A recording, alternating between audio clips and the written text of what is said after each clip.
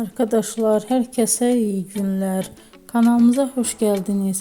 Bugün sizler için çok sevdiğimiz oyuncularımız Elçin Sangu ve Barış Arduç'dan güzel sempatik videolar hazırladık.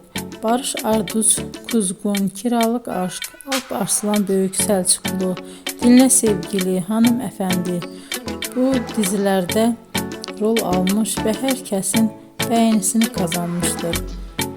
Ben de sizler için onların romantik karelerini hazırladım. Bu videoların devamının gelmesini istiyorsanızsa emeğime saygı olarak kanalıma abone olup yorum yazmayı, sona kadar izlemeyi unutmayın. İzleyen herkese teşekkür ederim. Yeni karelerle görüşmek dileğiyle. Hoşça kalın.